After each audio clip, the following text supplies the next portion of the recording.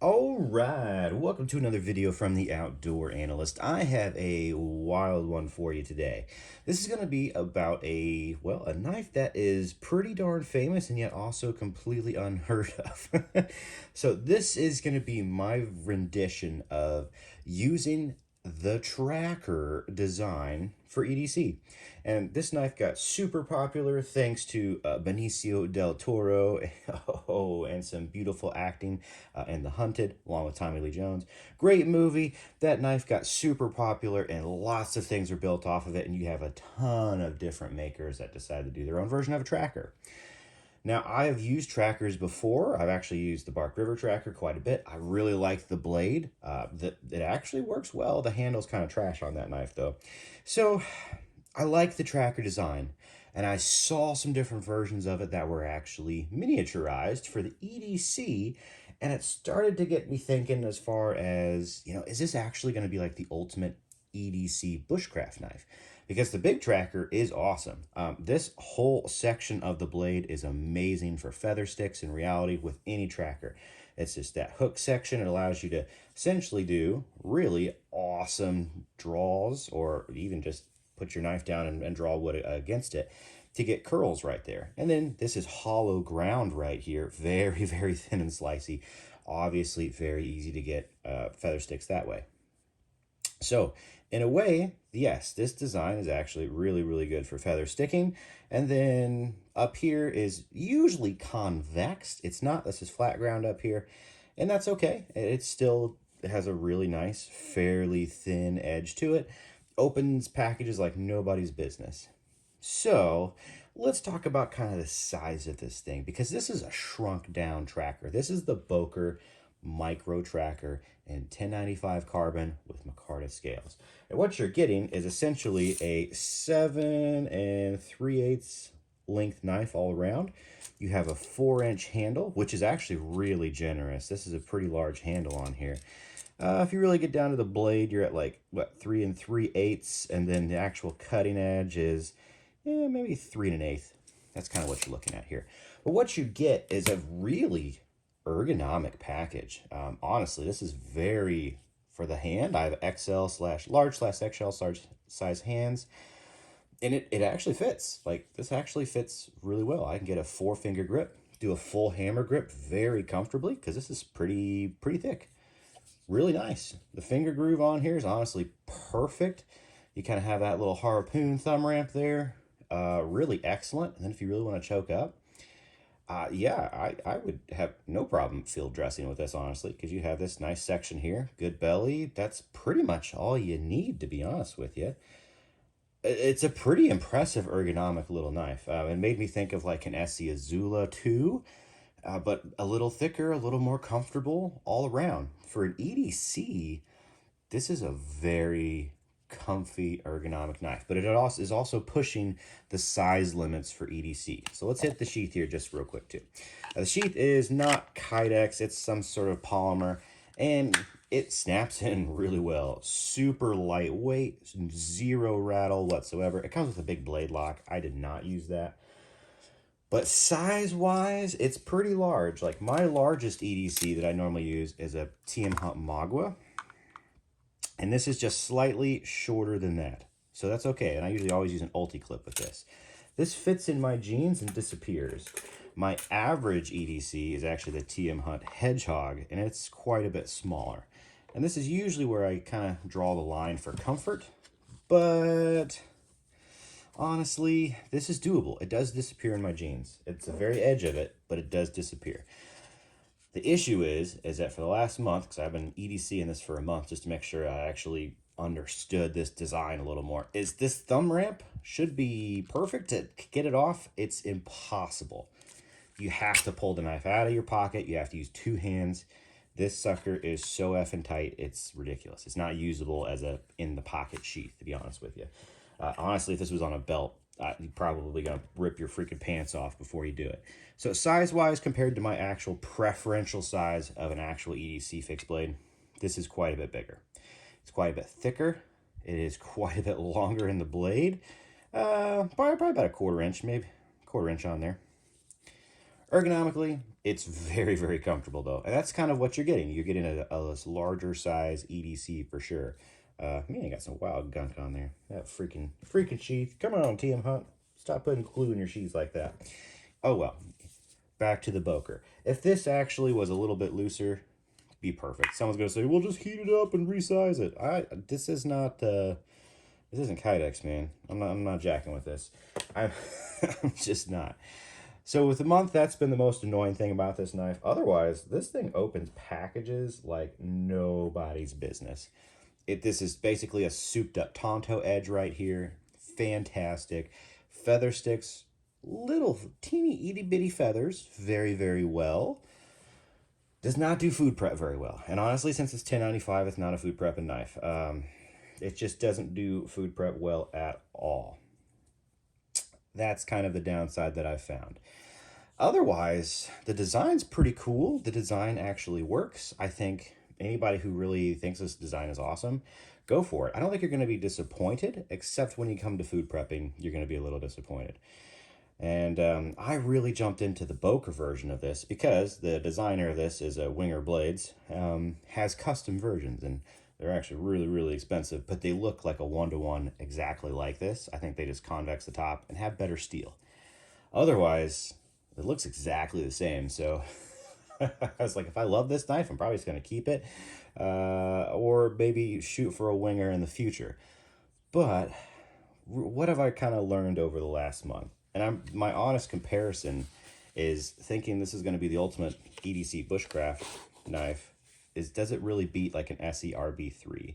Because honestly, I can now disappear this in my pocket the same as this thing almost. They're about the same size when you put it all together in the package. You get a little longer blade with the SE, about a 1/4 inch, maybe 1/2 inch on there. Your handles are just a hair bit longer on the SE, but the width-wise, they're about the same. So comfort-wise, yeah, I feel a little more thick. I feel a little comfier with the SE, but you're kind of getting down to really which one fits better for your use. If I can pocket carry this, I picked up a Kydex, you'd be in the exact same size boat, essentially, putting this in the pocket. And that's really what I've been trying to figure out over the last month is this the ultimate? Would I rather just stick with this? And I think when it comes down to it, when it comes down to just doing what I thought this was going to be best at, which is bushcraft, I would rather just have a Scandi edge. I think that's really where it comes down to. Now, I do know that I'm missing the ability to do feathers in a few different ways that work really well. You can draw a cut with this. You can just smash this into a log and draw your wood over it, and it does work. It does. I'm not going to say it doesn't. But you also lose the ability to food prep very easily. Yeah. And for me, yeah, I have a family, so that's a big part of it. EDCing around most of my fixed blade EDCing is around the property. It's going fishing. It's that sort of thing. And usually, let's face it, there's going to be snacks involved at this point in my life. So I think I like just a regular blade shape a little bit better. That's really where I've come down to over the last month. This is really cool, and it really does work. I think I would actually like the larger version of this, so your feathers are full size versus kind of like this micro size. But then again, it is pretty cool to have a tool like this. I'm not going to diss it. I like the design. I like the knife. I'll hit fit and finish here from Boker, and that probably makes a big difference for me. This is 1095 carbon. The handle scales are not even. They're actually proud all around, and then some places they're actually completely smooth. So yet again, just like White River knives, their scales are jacked up. They're a little off all around. In some places they're pretty far in. That's not the end of the world for an $80 knife. It's really not. Kind of expect it. These are micarta. This is also the weirdest version of micarta I've ever seen. It's like they just put more resin in this. It's not like Essie's micarta is really soft and it gets grippier when you get wet. Feels like plastic. It feels exactly like plastic. Doesn't feel like micarta in any way, shape, or form. I know it's going to be tough. This is my least favorite version of micarta I've ever seen.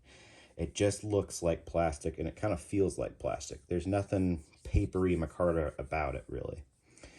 So take that with a grain of salt. You may actually love the look of these. I could see someone saying, no, that's the coolest look. It kind of reminds me of, oh, what's that camouflage, like desert camo. Kind of looks like an old school desert camo from the 80s and 90s. Really does. The other issue, fit and finish wise, is the blade grinds are pretty darn wonky. The tip is totally jacked up. This is way higher, way more in on that side, which gives you a little more of a funky grind up here, to be completely honest with you. The hollow grind is actually pretty darn awesome and thin, and I'd say they have a good secondary bevel almost all the way around. They kind of jacked it up a little bit there, but not awful. Not too awful, but the blade grind's a little jacked up there. That's a little annoying. Do you kind of expect that from like an $80 knife that's got micarta and 1095 carbon? Kind of, yeah, but it would have been nice if they, at least the grinds were even. A lot of these companies do it like Cold Steel. Their grinds are always even. SE, this grind's pretty much perfect on there. It is perfect. This grind's amazing, actually. So it can be done for this price range. It just wasn't with mine. And yet again, sample of one, but it seems like that's kind of the thing. There's another video out there where somebody's pin came loose, and this is the version 1 of the tracker. Version 2 actually has bolts, which I actually don't like. I like these pins much better because the bolts look like they actually stick out and are proud of the knife scales. I would not want a version 2, and I don't know how hard you had to beat this thing to loosen those pins. I have had no issues with this one over a month. It's done woodwork. It's a small knife. Like, I just don't see how you could really do that. But maybe he had, an unlucky version, and that's why they went to version 2. I actually really like the old version. I like this. I like the pins. I think they're great. Pretty darn cool. So where am I at with this knife? Am I gonna keep it around? I don't think so, to be honest with you. I just don't see me ever using this over my regular EDCs long term. Like, I like it as a bush knife, but I'm gonna carry this more often now. I've kind of hit my month with this. I am gonna carry this around the property when I want something just a little bit bigger. This works for me. It does woodwork fine, and if I know I'm doing like a small bushcraft work, I like this Scandi better than I do this super thin hollow and that up there. I would rather do feather sticks with this than I would with that, because I can get regular size feather sticks. These are itty bitty little curls that you get, which is kind of cool, but they're very, very tiny. So kind of take that as you will. I think the custom version of this would probably be amazing. There's a few different versions that Winger does that even have like slightly thinner scales and a little bit shorter too, so it kind of matches this profile a little more. Maybe that might be like the perfect answer. I know for me, I like this knife. I just don't love this knife. So kind of keep that with it's good.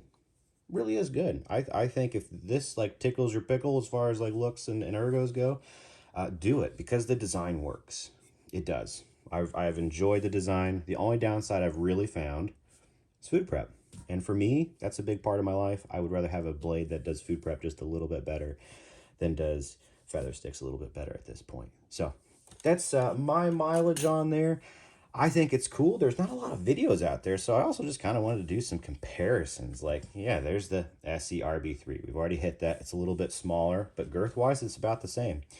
It's a little thicker than my Magua, about the same size of it. Very, very cool. Very, very cool knife. Love it all around. And then here's kind of like the smaller EDC that I actually carry the most. It's my little hedgehog down there. Size-wise, you have an idea. But ergos-wise, this knife crushes. It's really, really good. Very well designed. It makes the tracker work. It makes that design truly work. So, yeah, fun little overview. It has kind of like my seal of approval. I wish the fit and finish was just a little bit better, but I think for the price, it's pretty darn good.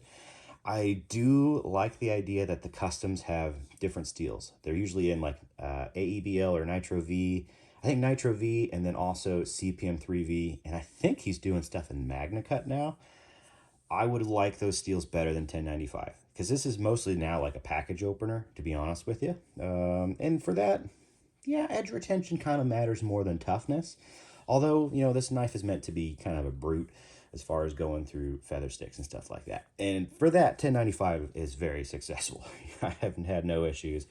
Hence, the RB3 is pretty awesome too, and it's 1095. So, yeah, fun little overview, a fun little knife. I wish the sheath was better. That's probably the only real downside of this thing is the sheath. It's just so, it's super light. Just a plastic flimsy thing. Comes with a blade tech lock or their version of it. And it's just really hard to get back out. So yeah, maybe I just have one that's a little too intense. Yet again, mileage may vary for you, but this is a sweet little knife. Sweet little knife. I don't know if that's good. It's not going to hang around, honestly, versus my regular EDCs. It didn't beat it out in the long run. I would rather have just a Scandi. And it's got me interested more in Winger knives, honestly. So I may actually try some of his Scandi work out. Because he's got some small Scandis, and I think that would be right up my alley as far as awesomeness goes for EDC. So super cool. I like the designer. This guy got this right as far as shrinking down a tracker. Let me know what you think. Do you have one of these? Throw some comments down there. Let people know your thoughts, feelings, kind of on it. I'm just one guy checking this out. The more info, the better. Like, subscribe. I would definitely appreciate that. I'm a small channel. Throw down some subscribes if you haven't before. It really does help. And I will catch y'all on the next one.